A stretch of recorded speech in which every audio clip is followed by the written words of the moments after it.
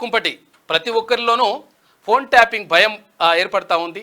తానాపార భేదాలు లేకుండా నిరంతర నిఘా, సెల్ ఫోన్లకు దూరంగా ఉంటున్న నేతలు, ఉన్నతాధికారులు జగన్ పాలనలో 5 ఏళ్లుగా ఇదే పరిస్థితి అని చెప్పేసి ఒక కథనం వేసింది ఈనాడు దినపత్రిక.